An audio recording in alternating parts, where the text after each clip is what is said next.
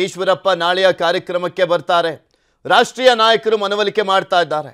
ಬಂಡಾಯ ಶಮನ ಆಗುತ್ತೆ ಅಂತ ಬಿಜೆಪಿ ನಾಯಕರು ಹೇಳಿಕೆಯನ್ನ ಕೊಡ್ತಾ ಇದ್ದಾರೆ. ಆಕ್ಚುಲಿ ಈಶ್ವರಪ್ಪನವರು ಹಿರಿಯ ನಾಯಕರು ಅನ್ನುವ ಕಾರಣಕ್ಕೋಸ್ಕರ ಅವರನ್ನ ಮನವೊಲಿಸುವಂತ ಕೆಲಸ ಆಗ್ತಾ ಇದೆ. ಬಿಕಾಸ್ ಬಿಜೆಪಿ ಕಟ್ಟಿ ಬೆಳೆಸಿದಂಥವರಲ್ಲಿ ಇವರ ಪಾತ್ರ ಕೂಡ ಇರುವಂತ ಕಾರಣ ಅಲ್ಲಿ ಅವರು ಬಂಡಾಯವಾಗಿ ಸ್ಪರ್ಧೆ ಮಾಡಿಬಿಟ್ರು ಸೋಲಿಸ್ಬಿಡ್ತಾರೆ ಅನ್ನುವಂಥ ಕಾರಣ ಅನ್ನೋದಕ್ಕಿಂತ ಬಿಜೆಪಿ ಹಿರಿಯ ನಾಯಕರು ತಪ್ಪು ಸಂದೇಶ ಹೋಗುತ್ತೆ, ಮುಜುಗರ ಆಗ್ಬಿಡುತ್ತೆ ಪಕ್ಷಕ್ಕೆ ಅನ್ನುವಂಥದ್ದು ಮೇನ್ ಇರುವಂಥ ರೀಸನ್ ಇದೆ. ಅವರನ್ನ ಹೇಗಾದರೂ ಮಾಡಿ ಮನವೊಲಿಸಿ ನಾಳೆಯ ಮೋದಿ ಕಾರ್ಯಕ್ರಮ ಏನು ಶಿವಮೊಗ್ಗದಲ್ಲಿ ನಡೀತಾ ಇದೆ ಸಮಾವೇಶ, ಅದಕ್ಕೆ ಕರ್ಕೊಂಬರುವಂಥ ನಿಟ್ಟಿನಲ್ಲಿ ತಯಾರಿಗಳಾಗ್ತಾ ಇದೆ. ಅದು ಯಡಿಯೂರಪ್ಪನವರು ಈಗಾಗಲೇ ಹೇಳಿದ್ದಾರೆ, ವರಿಷ್ಠರೆಲ್ಲ ಮಾತಾಡ್ತೇವೆ ಅಂತ. ಖಂಡಿತ ಮಾತಾಡ್ತಾರೆ. ಮನವೊಲಿಕೆ ಆಗ್ಬೋದು ಸರ್ ಈಶ್ವರಪ್ಪನವರು? ಆಗುತ್ತೆ. ಅದು ಯಡಿಯೂರಪ್ಪನವರು ಈಗಾಗಲೇ ಹೇಳಿದ್ದಾರೆ, ವರಿಷ್ಠರೆಲ್ಲ ಮಾತಾಡ್ತೇವೆ ಅಂತ. ಖಂಡಿತ ಮಾತಾಡ್ತಾರೆ.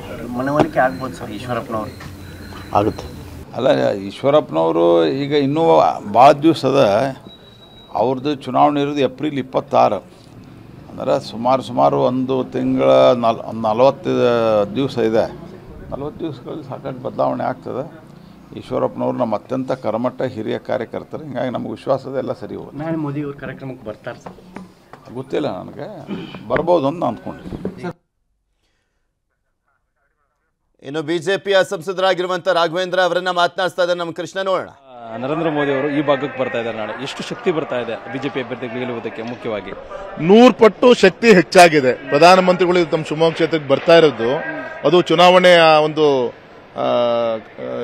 ದಿನಾಂಕ ನಿನ್ನೆ ಮೊನ್ನೆ ಘೋಷಣೆ ಆಗಿ ಈ ಒಂದು ಸಂದರ್ಭದಲ್ಲೇ ಮೊದಲನೇ ಒಂದು ವಿಸಿಟ್ ಇಲ್ಲಿ ನಮಗೆ ಕೊಡ್ತಾ ಇರೋದು. ಇಡೀ ಮಧ್ಯ ಕರ್ನಾಟಕಕ್ಕೆ ಒಂದು ಶಕ್ತಿ ಆನೆ ಬಲ ಬಂದಂಗೆ ಆಗಿದೆ. 100ಕ್ಕೆ 100 ಮೋದಿಜಿ ಅವರ ಒಂದು ಅಪೇಕ್ಷೆ ಇದೆ. ಆ ದಿಕ್ಕಲ್ಲಿ ನಮ್ಮ ಮಧ್ಯ ಕರ್ನಾಟಕದ 4 ಲೋಕಸಭಾ ಕ್ಷೇತ್ರದಿಂದ ಒಳ್ಳೆ ಅಂತರದಿಂದ ನಮ್ಮ ದೇವದುರ್ಲಭವಂತ ಮತದಾರ ಬಂಧುಗಳು ಕಾರ್ಯಕರ್ತ ಬಂಧುಗಳ ಪರಿಶ್ರಮದಿಂದ ಮೋದಿಜಿಯವರಿಗೆ ಸಮಾಧಾನ ಆಗೋ ರೀತಿಯಲ್ಲಿ ನಮ್ಮ ಭಾಜಪ ಅಭ್ಯರ್ಥಿಗಳನ್ನ ಗೆಲ್ಲಿಸುವ ಮುಖಾಂತರ ಮೋದಿಜಿಯವರಿಗೆ ಬೆಂಬಲ ಕೊಡುವಂತ ಒಂದು ಪ್ರಯತ್ನವನ್ನ ಈ ಒಂದು ಅವರ ಒಂದು ಆಮಂತ್ರಣದಿಂದ ಆಗ್ತಾ ಇದೆ ಅಂತ ನಾನು ವಿಶ್ವಾಸದಿಂದ ನಾನು ಹೇಳಲಿಕ್ಕೆ ಇಚ್ಛೆಪಡ್ತೀನಿ. ನಾಳೆ ಶಿವಮೊಗ್ಗಕ್ಕೆ ಪ್ರಧಾನಿಗಳು ಎಷ್ಟೊತ್ತಿಗೆ ಬರ್ತಾರೆ ಮತ್ತು ಎಷ್ಟು ಜನರು ಇಲ್ಲಿ ಸೇರ್ತಾ ಇದ್ದಾರೆ ಸರ್? ಯಾವ ರೀತಿ ಸಿದ್ಧತೆ ಆಗಿದೆ? ಅಂತಿಮ ಶಾರ್ಪ್ 1:30 ಅಷ್ಟೊತ್ತಿಗೆ ಗೌರವಾನ್ವಿತ ಪ್ರಧಾನಮಂತ್ರಿಗಳು ಇಲ್ಲಿಗೆ ಬರ್ತಾ ಇದ್ದಾರೆ. 4 ಗಂಟೆ ವಾಪಸ್ಸು ಹೊರಡ್ತಾ ಇದ್ದಾರೆ. ಬೆಳಗ್ಗೆ ಕೊಯಮತ್ತೂರಿಂದ ಬಂದು ಮತ್ತೆ ಇನ್ನೊಂದು ದಕ್ಷಿಣ ಭಾರತ ಇನ್ನೊಂದು ರಾಜ್ಯಕ್ಕೆ ಅವರು ಸಂಜೆ ಭೇಟಿ ಮಾಡ್ತಾ ಇದ್ದಾರೆ. ಹಾಗಾಗಿ ಹತ್ತತ್ರ ನಮ್ಮ ಈ 40 ಎಕರೆ ಜಾಗ ಸುಮಾರು ಒಂದು 4-5 ಲಕ್ಷ ಗ್ಯಾದರ್ ಹಿಡಿಯುವಂತ ಜಾಗ. ನಾವು ಕಾರ್ಯಕರ್ತರ ಒಂದು ಪರಿಶ್ರಮ ಒಂದು ಪ್ರಯತ್ನ ಆದರೆ ವಾಲಂಟಿಯರ್ ಆಗಿ ತುಂಬಾ ಉತ್ಸಾಹದಿಂದ ಸಾರ್ವಜನಿಕರು ಹೊರಟಿದ್ದಾರೆ. ಹಾಗಾಗಿ ಇದು 2 ಲಕ್ಷನೂ ಆಗ್ಬೋದು, 3 ಲಕ್ಷನೂ ಆಗ್ಬೋದು. ನಾಳೆ ಆ ಒಂದು ಜನಸ್ತೋಮ ದೃಶ್ಯ ನೋಡ್ಲಿಕ್ಕೆ ನಮಗೆಲ್ಲರೂ ಕೂಡ ಸಂತೋಷ ಆಗೋ ರೀತಿಯಲ್ಲಿ ಕಾರ್ಯಕ್ರಮ ಆಗುತ್ತೆ. ಇಷ್ಟು ಚುನಾವಣೆಯಲ್ಲಿ ರಾಘವೇಂದ್ರ ಅವರು ಎದುರಾಳಿಗೆ ಯಾರೂ ಇರಲಿಲ್ಲ. ಎಲ್ಲೋ ಒಂದ್ ಕಡೆ ಈ ಒಂದು ಚುನಾವಣೆಯಲ್ಲಿ ಪಕ್ಷದಿಂದನೇ ಬಂಡಾಯ ಎದುರಾಳಿ ಆಗ್ತಾ ಇದ್ದಾರೆ ಅನ್ನುವಂಥದ್ದು ಈಶ್ವರಪ್ಪ ನಡೆ ವಿಚಾರವಾಗಿ. ಇಲ್ಲಿ ರಾಘವೇಂದ್ರನ್ಗೆ ಎದುರಾಳಿ ಅನ್ನೋ ಪ್ರಶ್ನೆ ಬರಲ್ಲ. ಬಿಜೆಪಿಗೆ ಎದುರಾಳಿ ಇಲ್ಲ ಲೋಕಸಭಾ ವಿಚಾರದಲ್ಲಿ. ಯಾಕೆಂದ್ರೆ ನಮ್ಮ ಶಿವಮೊಗ್ಗ ಕ್ಷೇತ್ರದ ಮತದಾರರು ಅತ್ಯಂತ ಪ್ರಜ್ಞಾವಂತ ಮತದಾರರು. ಯಾವ್ಯಾವ ಚುನಾವಣೆಯಲ್ಲಿ ಏನೇನು ತೀರ್ಮಾನ ತೆಗೆದುಕೊಳ್ಳುವಂತ ಅತ್ಯಂತ ಬುದ್ಧಿವಂತ ಮತದಾರರು ನಮ್ಮ ಕ್ಷೇತ್ರದ ಮತದಾರರು. ಹಾಗೆ ರಾಷ್ಟ್ರೀಯತೆ ವಿಚಾರ ಬಂದಾಗ ನಮ್ಮ ಶಿವಮೊಗ್ಗ ಕ್ಷೇತ್ರದ ಮತದಾರರು ನಮ್ಮ ಬೈಂದೂರು ವಿಧಾನಸಭಾ ಕ್ಷೇತ್ರನೂ ಕೂಡ ಸೇರ್ಕೊಂಡು ಮೋದಿಜಿಯವರು ಬೆಂಬಲ ಕೊಟ್ಕೊಂಡ್ ಬಂದಂತ ಒಂದು ಕ್ಷೇತ್ರ ಇದು. ಈ ಬಾರಿನೂ ಕೂಡ ಮೋದಿಜಿಯವರಿಗೆ ದೊಡ್ಡ ಒಂದು ಅಂತರದಲ್ಲಿ ಬೆಂಬಲ ಕೊಡೋ ಕೆಲಸವನ್ನ ಮಾಡ್ತಾರೆ. ಈಶ್ವರಪ್ಪನವರು ಸಹಕಾರ ಕೊಡ್ತಾರಂತ ಭರವಸೆ ಇದೆ ಸರ್ ತಮಗೆ?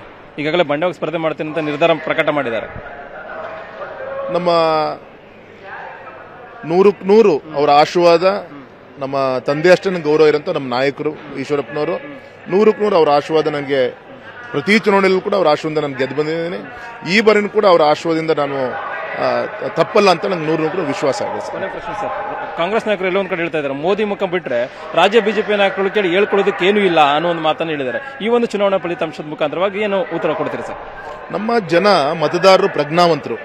ಒಂದು ಮೋದಿಜಿಯವರ ಆಶೀರ್ವಾದ ಮತ್ತೆ ನಿಲ್ಲುವಂತ ಅಭ್ಯರ್ಥಿಗಳ ವ್ಯಕ್ತಿತ್ವ ಎರಡನ್ನೂ ಕೂಡ ತುಲನೆ ಮಾಡುವಷ್ಟು ವ್ಯಕ್ತಿತ್ವರಂತ ಮತದಾರರು. ಎರಡೂ ಇದ್ದಾಗ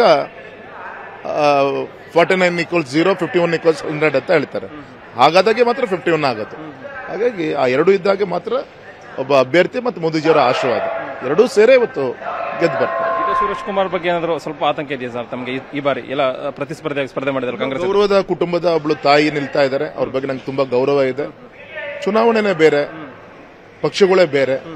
ಕುಟುಂಬದ ಗೌರವ ಇರುವಂತ ನಮ್ಮ ತಂದೆ ಡಾಕ್ಟರ್ ರಾಜ್ಕುಮಾರ್ ಅವರು ಬದುಕಿದ್ದಾಗ ಆ ಸಂದರ್ಭದಲ್ಲಿ ಅವ್ರ ಮನೆಗೆ ಅವ್ರ ಜೊತೆ ಹೋಗಿದ್ದಿರ್ಬೋದು, ನಮ್ಮ ಪುನೀತ್ ರಾಜ್ಕುಮಾರ್ ಅವರು ತೀರ್ಕೊಂಡಾಗ ರಾಘವೇಂದ್ರ ರಾಜ್ಕುಮಾರ್ ಹತ್ರ ಮಾತಾಡಿದ ದಿನಗಳಿರ್ಬೋದು, ಪಾರ್ವತಕ್ಕನ ಹತ್ರ ಮಾತಾಡಿದಿರ್ಬೋದು. ನಮ್ಗೆ ತುಂಬ ಕುಟುಂಬದ ಬಗ್ಗೆ ತುಂಬ ಅಭಿಮಾನ ಇರೋಂಥ ನಾನು ಕೂಡ ಒಬ್ಬ ಒಂದು ರಾಜ್ಕುಮಾರ್ ಅವರ ಫ್ಯಾನ್ ಅಂತ ಹೇಳಲಿಕ್ಕೆ ನಾನು ಹೆಮ್ಮೆ ಪಡ್ತೇನೆ.